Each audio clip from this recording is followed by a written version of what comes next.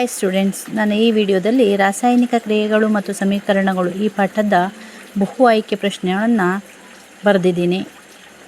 ಅಂದರೆ MCQ questions.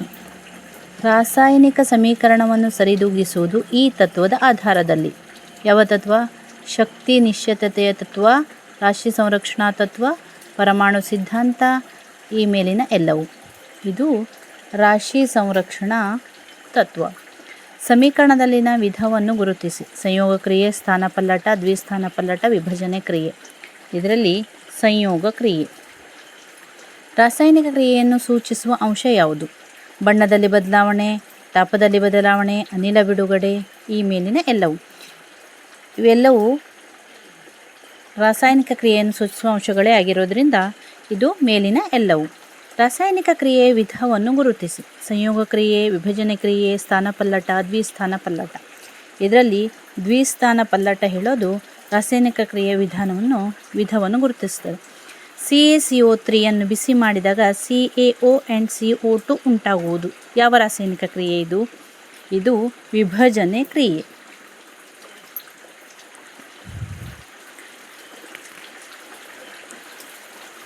ಸುಟ್ಟ ಸುಣ್ಣವನ್ನು ನೀರಿಗೆ ಹಾಕಿದಾಗ ಸಂಗ್ರಾಹಕವು ಬಿಸಿಯಾಗುತ್ತದೆ. ಈ ಕ್ರಿಯೆ ಯಾವುದಾಗಿರುತ್ತೆ? ಅಂತರುಷ್ಣಕ, ಬಹಿರುಷ್ಣಕ, ರೆಡಾಕ್ಸ್ ಮತ್ತು ಅಥವಾ ಈ ಮೇಲಿನ ಎಲ್ಲವೂ. ಇದರಲ್ಲಿ ಬಹಿರುಷ್ಣಕ ಕ್ರಿಯೆಯಾಗಿದೆ. ವಿಭಜನೆ ಕ್ರಿಯೆಯ ವಿಧವಲ್ಲ. ಈ ಕೆಳಗಿನಲ್ಲಿ ಯಾವುದು ವಿಭಜನೆ ಕ್ರಿಯೆಯ ವಿಧವಲ್ಲ ಅಂತ? ವಿದ್ಯುತ್ ವಿಭಜನೆ, ಬಣ್ಣ ವಿಭಜನೆ, ಉಷ್ಣ ವಿಭಜನೆ ಮತ್ತು ದ್ವಿತೀಯ ವಿಭಜನೆ. ಇದರಲ್ಲಿ ಬಣ್ಣ ವಿಭಜನೆ ಹೇಳೋದು ವಿದ್ಯುತ್ ವಿಭಜನೆ ಕ್ರಿಯೆಯ ವಿಧವಲ್ಲ. ಅದು ಪ್ರಕ್ಷೇಪ ಅಂದರೆ ಸಮಜಾತೀಯ ಮಿಶ್ರಣ ವಸ್ತು, ಜಲವಿಲೀನಗೊಳ್ಳುವ ವಸ್ತು, ಜಲವಿಲೀನಗೊಳ್ಳದ ವಸ್ತು, ಮೇಲಿನ ಎಲ್ಲವೂ.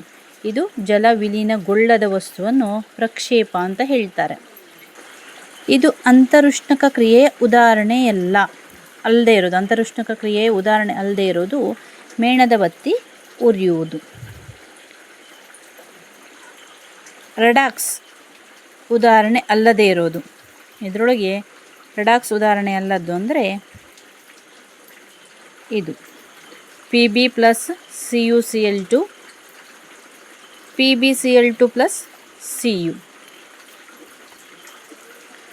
ಹಾಗೆ ಎಣ್ಣೆ, ಕೊಬ್ಬಿನ ಆಹಾರ ಪದಾರ್ಥಗಳು ಕಮಟುವಿಕೆಗೊಳ್ಳುವ ರಾಸಾಯನಿಕ ಕ್ರಿಯೆ ಯಾವುದು ಅಂತ? ಅದಕ್ಕೆ ಉತ್ಕರ್ಷಣೆ. ಆಹಾರ ಪದಾರ್ಥ ಕಮಟುಗೊಳ್ಳುವ ರಾಸಾಯನಿಕ ಕ್ರಿಯೆಯಾಗಿರುತ್ತದೆ. ಉತ್ಕರ್ಷಣೆ ಅಂದ್ರೇನು? ಆಕ್ಸಿಜನ್ ಪಡೆದುಕೊಳ್ಳುವುದು, ಹೈಡ್ರೋಜನ್ ಕಳೆದುಕೊಳ್ಳುವುದು. ಮೇಲಿನ ಎರಡು ಸರಿ ಅಥವಾ ಮೇಲಿಂದ ಎರಡು ತಪ್ಪು. ಅದರಲ್ಲಿ ಉತ್ಕರ್ಷಣೆ ಅಂದರೆ ಆಕ್ಸಿಜನ್ ಪಡೆದುಕೊಳ್ಳುತ್ತದೆ ಮತ್ತು ಹೈಡ್ರೋಜನ್ ಕಳೆದುಕೊಳ್ಳುತ್ತದೆ. ಇದು ಎರಡು ಸರಿ. ಅದರಿಂದ ಮೇಲಿನ ಎರಡು ಸರಿ. ಕಮಟುವಿಕೆ ತಡೆಗಟ್ಟುವ ವಿಧಾನ. ಕಮಟುವಿಕೆ ತಡೆಗಟ್ಟುವ ವಿಧಾನ ಗಾಢದ ಸಂಗ್ರಾಹಕ ಬಳಕೆ, ಪ್ರತಿ ಉತ್ಕರ್ಷಣ ಬಳಕೆ, ನೈಟ್ರೋಜನ್ ಅಂತ ಅನಿಲ ಬಳಕೆ. ಇದೆಲ್ಲವೂ ನಿಮಗೆ ಕಮಟುವಿಕೆ ತಡೆಗಟ್ಟುವ ವಿಧಾನವಾಗಿದೆ. ಅದರಿಂದ ಮೇಲಿನ ಎಲ್ಲವೂ. ತೇವಾಂಶ, ಆಮ್ಲ ಮುಂತಾದವುಗಳಿಂದ ಲೋಹ ಆಕ್ರಮಿಸಿಕೊಳ್ಳುವ ಕ್ರಿಯೆ ನಶಿಸುವಿಕೆ ಅಂತ ಹೇಳ್ತಾರೆ. ಉಸಿರಾಟವು ಒಂದು ಬಹಿರುಷ್ಣುಕ. ಕಾರಣ ಏನು?